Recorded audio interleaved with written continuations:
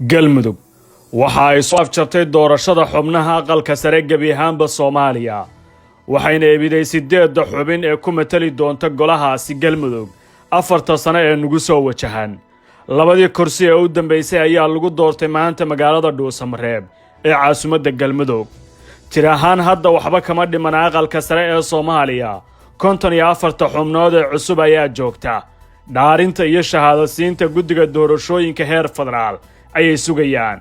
waxa la yaqaan hadda cid kasta oo musharax madaxweynenimada ah tirada ama codadka ay naawilayaan sidaas oo kale waxa sii cadaatay rajada xubnaha musharaxiinta aqalka sare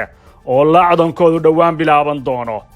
labada kursi ee aqalka sare ee lagu doortay Dhuusamareeb labaduba saameyn ayay ku yeesheen kuraasta golaha shacabka gaar ahaan kuraasta ay ku fadhiyeen 4 sano ee la soo dhaafay Cabdishakuur Cali Mire oo ah hoob 54 iyo Axmed Macalin Fiqi oo ah hoob 38 soo laabashada sanadtarnimo ee Cabdi Qaydi si dhab yar oo aan tartan badan lahayn 2016 wixii ka dhacay cadaad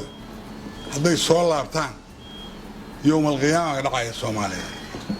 iyo hadalkii hore uga soo baxay madaxweynihii hore ee galmudug Axmed Ducaale Geelle Xaaf ee ahayn kursiga sare ee beeshiisa qiyaamuhu ka dhacayo hadda Xaaf waxa uu tartankiisa ula wareegay aqalka hoose kursiga tirsigiisu yahay 38 Axmed Macalin Fiqi oo dhawaan iska casilay wasiirka amniga ee galmudug ayay iswajahayaan waa loolan xiiso siyaasadeed leh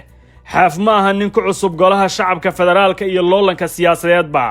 dhanka beesha kursiga iska leh saameyn siyaasadeed oo kale ayuu ku leeyahay taasoo ka dhigaysa inuu hardankiisa uu ka dhabayn karo qoorqoor oo laayidsan yahay siyaasad ahaan inay kala dhaqaaqeen Fiqi ayaa doonaya inuu Xaaf uu noqdo mudane baarlamaan si salaanka siyaasadda ee golaha baarlamaanka looga tuuro Fiqi firirka labaad ee doorashada maanta ay geysatay waa kursiga hoob 54 afartii sano ee la soo dhaafay waxa ku fadhiyay xildhibaan Cabdishakuur Cali Mire oo ka mid ah saaxiibada dhow ee farmaajo inuu soo baxaa senator Xareed oo ka soo jeeda beesha madaxweyne ku-xigeenka galmudug ayaa ka dhigan in Cabdishakuur mar kale kursiga aqalka hoose soo qaadan doono si aan tartan badan lahayn kolka la bilaabo doorashada golaha shacabka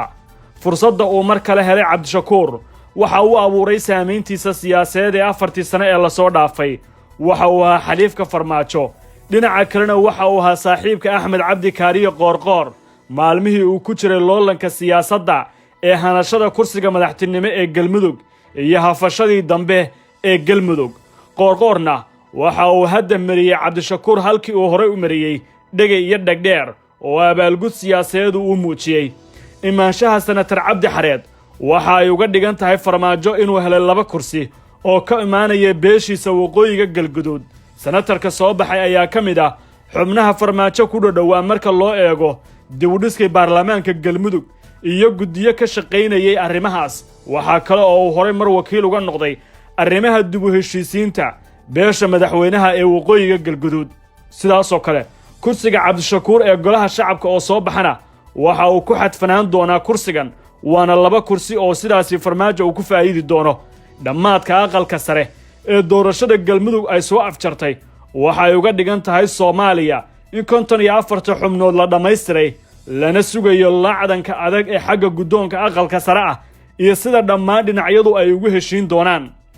ma jeceshahay inaad barato quraanka kariimka ah iyo culumta shareecada ugu kaalay